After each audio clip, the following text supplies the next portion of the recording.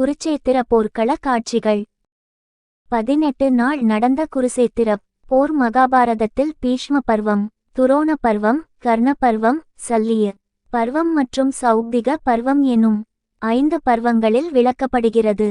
படைத்தலைவர்களை அவர்களின் போர்த்திறனுக்கு ஏற்றபடி மகாரதர்கள், அதிரதர்கள் மற்றும் அர்த்தரதர்கள் என வகைப்படுத்தி அவர்களின் கீழ் படையணிகளை நிறுத்தியிருந்தனர். போரில் வெற்றி பெற அரவானை பலி கொடுத்தனர். போர் துவங்குவதற்கு முன் ஒரு அணியிலிருந்து வேறு அணிக்கு மாற விரும்புபவர் மாறலாம் என தருமர் கூற, திருதராட்டினரின் 2ஆம் மனைவியின் மகன் யுயுட்சு கௌரவர் அணியிலிருந்து பாண்டவர் அணிக்கு மாறி அவர்கள் சார்பாக போரிட்டான். முதலில் பீஷ்மர் தனது சங்கை ஊத, பின் மற்றவர்கள் தத்தமது சங்குகளை ஊதி போருக்கு ஆயத்தமாயினர். பீஷ்ம பருவம். குருச்சேத்திர போரில் முதல் 10 நாட்கள் கௌரவர்களின் தலைமை படைத்தலைவராக இருந்த பீஷ்மர் நடத்திய போர்கள் முதல் அவர் அம்புப்படுக்கையில் விழுந்தது வரை இது விவரிக்கிறது. பீஷ்மரின் ஆணைப்படி கர்ணன் முதல் 10 நாள் போரில் கலந்து கொள்ளவில்லை. இப்பருவத்தில் பகவத்கீதை ஸ்ரீகிருஷ்ணரால் அர்ச்சுனனுக்கு அருளப்பட்டது. முதல் நாள் போர். போரில் பாண்டவர் படைகள் அபிமன்யுவால் காக்கப்பட்டும் சாந்தனு கங்கையின் மகன் பீஷ்மரின் அம்புகளால் பலத்த சேதமடைந்தது. விராடனின் மகன்களான உத்தரனும் சுவேதனும் சல்லியனாலும் பீஷ்மராலும் கொல்லப்படுகின்றனர். 2ஆம் நாள் போர். பாண்டவர் படைகள் முதல் நாள் போரில் படுதோல்வி அடைந்ததை சரிசெய்ய 2ஆம் நாள் போரில் பரசுராமரின் மாணவரான பீஷ்மரை கொல்ல அணி வகுத்தனர். ஆனால் கௌரவர் படைகள் பீஷ்மரை காத்து நின்று போரிட்டது. ஆனால் அர்ச்சுனன் அதையும் மீறி பீஷ்மரை கொல்ல கடும் போராட்டம் நடத்தினான். துரோணர் பாண்டவ படைகளின் தலைமை படை தலைவனான திருட்டத்துயுமனனை அம்புகளால் துளைத்து விட்டார். எனவே பீமன் படுகாயமடைந்த அவனை போர் களத்திலிருந்து வெளியே அழைத்து சென்று விட்டான். பீமனை தாக்கிய கலிங்க நாட்டு படைகளை பீமன் நசுக்கி விட்டான். பீஷ்மரின் தேரோட்டியை சாத்தியகி கொன்றான். ஆனால் தேர் குதிரைகள் பீஷ்மரை போர்க்களத்திலிருந்து தனியே அழைத்துச் சென்றது. 2ஆம் நாள் போரின் இறுதியில் கௌரவர் படைகளுக்கு பெருத்த இழப்பு ஏற்பட்டது. 3ஆம் நாள் போர். பீஷ்மர் தனது படைகளை கருட வடிவத்தில் வியூகம் அமைத்தார். பாண்டவர்கள் பிறைச்சந்திர வடிவத்தில் தங்கள் படைகளை வியூகம் அமைத்தனர். அபிமன்யுவும் சாத்தியகியும் சேர்ந்து சகுனியின் காந்தார நாட்டுப்படைகளை தாக்கி வென்றனர். பீமனால் அவன் மகன் கடோர்கஜனும் சேர்ந்து துரியோதனனுடன் போரிட்டு அவனை தாக்கியதால் தேரில் பலத்த காயமடைந்து வீழ்ந்தான். அதனால் அவன் போர்க்களத்திலிருந்து வெளியே சென்றதால் அவன் படைவீரர்கள் சிதறி ஓடினர். சிதறி ஓடிய கௌரவ படைகளை மீண்டும் பீஷ்மர் ஒன்று சேர்த்து துரியோதனனுடன் போர்க்களத்திற்கு வந்தார். தோல்வியின் காரணமாக துரியோதனன் பீஷ்மரை மிகவும் கடிந்து கொண்டான். இதனால் கோபம் கொண்ட பீஷ்மர் தன் அம்புகளால் பாண்டவர் படைகளை சிதறடித்தார். அர்ச்சுனன் பீஷ்மருடன் போரிட்டாலும் பாண்டவர் படைகளுக்கு பெரும் உயிரிழப்புகள் ஏற்பட்டது. 4ஆம் நாள் போர். துரியோதனனின் 8 சகோதரர்கள் பீமனால் கொல்லப்பட்டனர். இதை கேட்டு ஆத்திரமுற்ற துரியோதனன் பீஷ்மரிடம் சென்று பாண்டவ படைகளை எவ்வாறு வெல்லப் போகிறீர்கள் என கடுமையாக கேட்டான். அதற்கு பீஷ்மர், பாண்டவர் பக்கம் தர்மம் இருப்பதால் அவர்களை வெல்ல இயலாது, அதனால் அவர்களுடன் சமாதானம் செய்து கொள் என்று அறிவுறுத்தினார். ஆனால் துரியோதன் அவரது அறிவுரையை புறந்தள்ளிச் சென்றான். 5ஆம் நாள் முதல் 9ஆம் நாள் வரை நடந்த போர். 5ஆம் நாள் போரில் பெரும்பாலான பாண்டவ படைகள் பீஷ்மரின் அம்பு மழையால் அழிந்தன. சாத்தியகியை துரோணரிடமிருந்து பீமன் காப்பாற்றினான். அர்ச்சுனன் கௌரவர் படைகளை காண்டீபம் எனும் வில்லால் அம்பு மழை பொழிந்து கொன்றான். துரோணர் பாண்டவ படைகளை சிதறடித்தார். 2 படைகளின் வியூகங்கள் உடைப்பட்டு போர்வீரர்கள் சிதறினர். அர்ச்சுனன் மகன் கௌரவர்களால் கொல்லப்பட்டான். துரியோதனனின் 8 தம்பியர்கள் பீமனால் கொல்லப்பட்டனர். பீஷ்மரை போரில் வெல்ல முடியாத காரணத்தினால் அர்ச்சுனன் மீது கிருஷ்ணன் கோபம் கொண்டார். எனவே பீஷ்மரை கொல்ல சிகண்டியை போர்க்களத்தில் பீஷ்மருக்கு எதிராக நிறுத்தி போரிட கிருஷ்ணன் ஆலோசனை கூறினார். 10ஆம் நாள் போர். அம்பு படுக்கையில் பீஷ்மர். பீஷ்மரின் அம்புகள் பாண்டவப் படைகளுக்கு பெருத்த அழிவை ஏற்படுத்தின. பீஷ்மர் பெண்களுடனும் ஆண்மையற்றவர்களுடனும் போரிடுவதில்லை என்று சபதம் செய்துள்ளதை சாதகமாக பயன்படுத்தி பீஷ்மரை போரில் வெல்ல வேண்டிய கட்டாயத்திற்கு உள்ளான பாண்டவ படைகள் கிருஷ்ணரின் ஆலோசனையின்படி சிகண்டியை பீஷ்மருக்கு எதிராக போரிட போர்க்களத்திற்கு அனுப்பினர். பீஷ்மர் போர்க்களத்தில் தனக்கு எதிராக நிற்கும் சிகண்டியை பார்த்தவுடன் சிகண்டியுடன் போரிடாது தனது போர்க்கருவிகளை கீழே போட்டுவிட்டார். இந்த நல்ல சந்தர்ப்பத்தை பயன்படுத்தி சிகண்டியின் பின் இருந்து அருச்சுனன் தனது அம்புமழையால் பீஷ்மரின் உடலை சல்லடையாக துளைத்தெடுத்து அம்பு படுக்கையில் கிடத்தினான். பீஷ்மரின் தந்தை சாந்தனு பீஷ்மருக்கு இச்சை மரணம் என்று விரும்பும்போது இறக்கலாம் எனும் வரத்தை அளித்த காரணத்தினால் பீஷ்மர் குருச்சேத்திரப் போர் முடிந்தபின் உத்தராயணம் முதல் நாளில் தன் விருப்பப்படி உயிர் நீத்தார். இறப்பதற்கு முன் அரச நீதி மற்றும் விஷ்ணு சஹஸ்ரநாமத்தை பாண்டவர்களுக்கு அருளினார் பீஷ்மர். துரோண பருவம். துரோணர் குருச்சேத்திர போரில் 5 நாட்கள் கௌரவர்களின் படையின் தலைமை படைத்தலைவராக இருந்து போர் தொடர்வதை இப்பர்வம் விவரிக்கின்றது. போரை பொறுத்தவரை இதுவே முக்கியமான பர்வமாகும். இரு பக்கங்களையும் சேர்ந்த பெரிய வீரர்கள் பலர் இப்பர்வத்தின் முடிவில் இறந்துவிடுகின்றனர். 11ஆம் நாள் போர். குந்தியின் மகன் கர்ணன் முதன்முதலாக குருச்சேத்திர போரில் இறங்குகிறான். தருமனை போரில் உயிருடன் போர்க்கைதியாக பிடித்து வைத்து கொண்டால் பாண்டவர்கள் மீண்டும் அடிமையாகி விடுவார்கள் என்றும் குருச்சேத்திர போரும் முடிவுக்கு வந்துவிடும் என்று சகுனி துரியோதனனுக்கு ஆலோசனை கூறினான். தருமரை போரில் உயிருடன் பிடிக்கும் இத்திட்டம் துரோணரிடம் ஒப்படைக்கப்பட்டது. எனவே துரோணர் தருமனை கடுமையாக எதிர்த்து அவன் வில்லையும் மற்ற ஆயுதங்களையும் அழித்தார். தருமனை காக்க வந்த அருச்சுனனையும் அம்பு மழைகளால் துளைத்தெடுத்தார். 12ஆம் நாள் போர். தருமரை கையோடு பிடிக்க தடையாக இருந்த அருச்சுனனை தடுத்து நிறுத்தி போர் செய்ய கௌரவர் அணியில் இருந்த திரிகர்த்த நாட்டரசன் சுசர்மன் அவன் சகோதரர்கள் 3 மற்றும் அவர் மகன்கள் 35 பேர்கள் ஒன்று சேர்ந்து அருச்சுனன் மீது தொடுத்த கடுமையான போரில் அருச்சுனன் அவர்களை தனது காண்டீபம் எனும் வில்லை கொண்டு அம்புகள் தொடுத்து கொன்றான். 13ஆம் நாள் போர். அபிமன்யு சக்கர வியூகத்தை உடைத்து உள்நுழைதல். கௌரவ படைகளை சக்கர வடிவில் அமைத்தார் துரோணர். பகதத்தன் தனது ஆயிரக்கணக்கான வலிமை மிக்க யானை படைகளுடன் சுப்ரதீபம் எனும் யானையில் அமர்ந்து அருச்சுனனுடன் கடும் போர் புரிந்து கொண்டிருந்தான். துரோணரின் சக்கர வியூகத்தை அபிமன்யு உடைத்து உட்புகுந்து கௌரவர் படைகளுக்கு பெரும் அழிவை உண்டாக்கினான். அபிமன்யு துரியோதனனின் மகன் இலட்சுமணகுமாரனை போரில் கொன்றான்.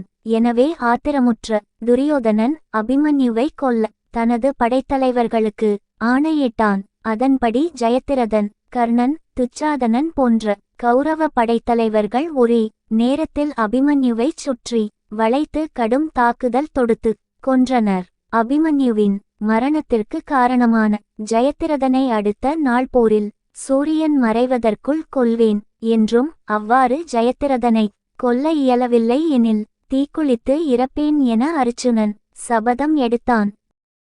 14ஆம் நாள் போர்.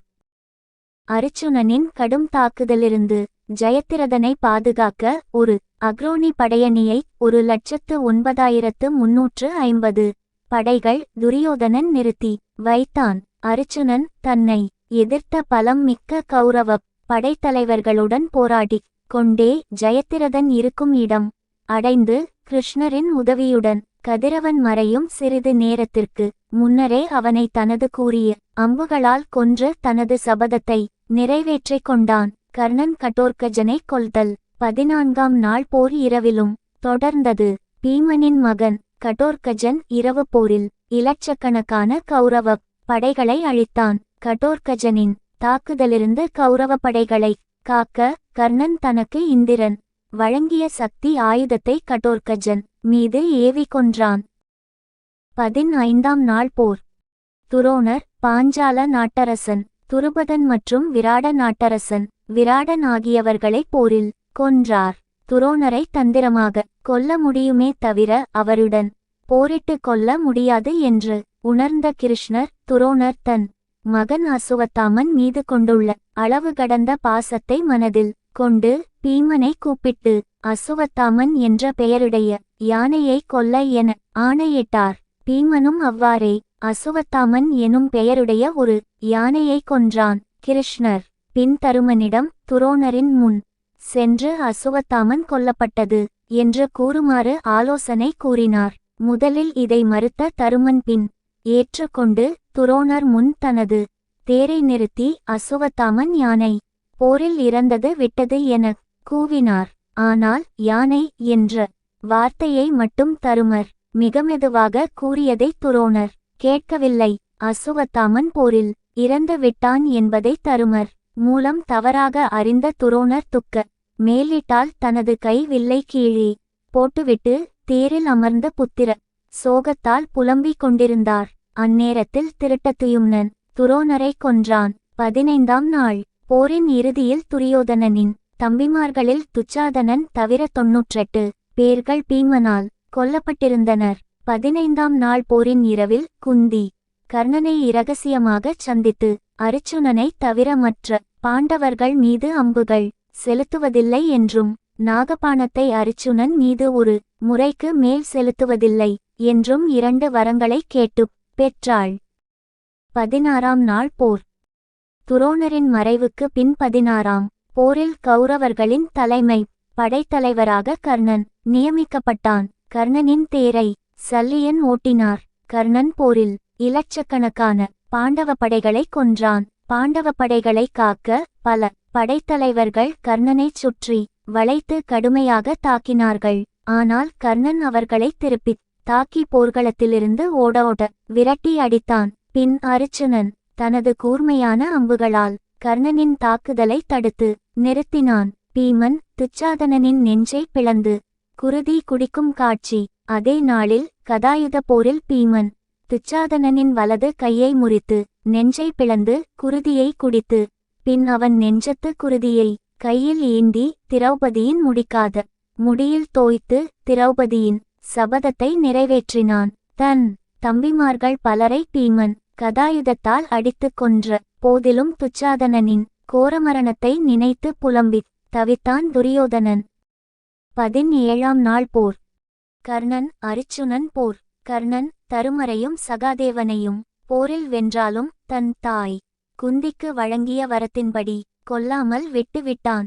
ஆயிரக்கணக்கான பாண்டவ படைகளை தனது கூறிய அம்புகளால் கொன்று பின் அருச்சுனனை கொல்ல அம்பு மழை பொழிந்து கடுமையாக போரிட்டான். ஒரு நேரத்தில் அருச்சுனனை கொல்ல அவனின் கழுத்தை குறிவைத்து நாகபாணத்தை ஏவ முற்படும்போது சல்லியன் அருச்சுனனின் நெஞ்சை குறிவைத்து நாகபாணத்தை தொடுக்குமாறு கூறினார்.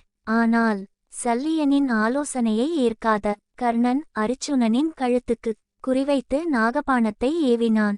அப்போது பகவான் கிருஷ்ணர் அருச்சுனனின் தேரை ஒரு அடி கீழே அழுத்தினார். அருச்சுனனின் தேர் பூமிக்கு கீழ் ஒரு அடி இறங்கியது. அதனால் கர்ணன் ஏவிய நாகபாணம் அருச்சுனனின் கழுத்தை தாக்காது அவனின் தலைக்கவசத்தை தாக்கியதால் அருச்சுனனின் தலைக்கவசம் மட்டுமே கீழே விழுந்தது. கிருஷ்ணரின் போர் தந்திரத்தால் அருச்சுனன் உயிர் பிழைத்தான். போரின் ஒரு கட்டத்தில் கர்ணனின் தேர்ச்சக்கரம் சகதியில் மாட்டி கொண்டது. கர்ணன் தேரைச் சகதியில் இருந்து மீட்கும் நேரத்தில் கிருஷ்ணர் அருச்சுனனை கர்ணன் மீது அம்புகள் ஏவச் சொன்னார். இந்திரன் முன்பே கர்ணனின் கவச குண்டலங்கள் தானமாக பெற்றுக்கொண்டபடியால் தெய்வீக கவசம் இல்லாத கர்ணன் மீது செலுத்தப்பட்ட அருச்சுனனின் கூறிய அம்புகள் கர்ணனின் கழுத்து மற்றும் நெஞ்சை சல்லடையாக துளைத்தன. அதனால் கர்ணன் போரில் மடிந்தான். 18ஆம் நாள் போர். 18ஆம் நாள் போரில் கௌரவர் படைத்தலைவராக சல்லியன் தலைமை தாங்கினான். இப்போரில் சகாதேவன் சகுனியையும் அவன் மகன் உல்லூகனையும் கொன்றான். தருமர் சல்லியனை தன் ஈட்டியால் கொன்றார். 18ஆம் நாள் போர் முற்பகலிலேயே முடிந்தது. பீமன் துரியோதனன் கதாயுத போர். தன் படையின் தோல்வியை உணர்ந்த துரியோதனன் போர்க்களத்திலிருந்து ஓடி சரசுவதி ஆற்றின் அருகில் இருந்த சமந்தபஞ்சகம் எனும் குளத்தில் மூழ்கி ஒளிந்து கொண்டான். பாண்டவர்கள் துரியோதனனை தேடி கண்டுபிடித்தனர். அப்போது தீர்த்த யாத்திரை சென்று திரும்பிக் கொண்டிருந்த பலராமன் முன்னிலையில் பீமனுக்கும் துரியோதனனுக்கும் இடையே மிகக் கடுமையான கதாயுத போர் நடந்தது. போரின் இறுதியில் பீமன் கதாயுதப் போரின் விதிமுறைகளை மீறி துரியோதனனின் 2 தொடைகளிலும் உயிர் போகும்படி கடுமையாக பலமுறை அடித்தான். அதனால் துரியோதனன் தொடைகள் ஒடிந்து நசுங்கி குற்றுயிரும் குலையுருமாக வீழ்ந்து மரணத்தை நோக்கி பயணித்துக் கொண்டிருந்தான். பலராமன் பீமனின் கதாயுத போர் விதிமீறல்கள் குறித்து கடிந்து கொண்டார். 18ஆம் நாள் போரின் இரவில் துரியோதனனின் உயிர் ஊசாலாடிக் கொண்டிருக்கும் நேரத்தில் அசுவத்தாமன் கிருபர் மற்றும் கிருதவர்மன் துரியோதனனை தேடி வந்தனர். துரியோதனனின் துயர நிலையை கண்டு கண்கலங்கிய அசுவத்தாமன் பாண்டவர்களை கொன்று பழி தீர்ப்பேன் என்று சபதமிட்டு கிருபர் மற்றும் கிருதவர்மன் ஆகியவர்களுடன் அன்றைய நடு இரவில் பாண்டவர்களின் போர் பாசறையில் நுழைந்து அங்கு உறங்கிக் கொண்டிருந்த உபபாண்டவர்கள் திரௌபதிக்கும் 5 பாண்டவர்களுக்கும் பிறந்தவர்கள் திருட்டத்துயும்னன் சிகண்டி மற்றும் உதாமன்யு மற்றும் அனைத்து படைவீரர்களையும் கொன்றான். இந்த நடிரவு படுகொலையில் தப்பியவர்கள் பாண்டவர் 5 சாத்தியகி யுயுட்சு மற்றும் கிருஷ்ணர் மட்டுமே. குருச்சேத்திர போரின் இறுதியில் எஞ்சியவர்கள் கௌரவர் தரப்பில் கிருபர் அசுவத்தாமன் கிருதவர்மன் கர்ணனின் மகன் விருச்சகேது ஆகிய 4 மட்டுமே போரின் இறுதியில் உயிருடன் எஞ்சினர். பாண்டவர் தரப்பில் 5 பாண்டவர்கள் ஸ்ரீகிருஷ்ணர் சாத்தியகி மற்றும் யுயுட்சு ஆகிய 8 பேர்கள் மட்டும் உயிருடன் எஞ்சினர். போரில் ஈடுபட்ட மற்ற அனைத்து மன்னர்கள் படைத்தலைவர்கள் மற்றும் படைவீரர்கள் கொல்லப்பட்டனர்.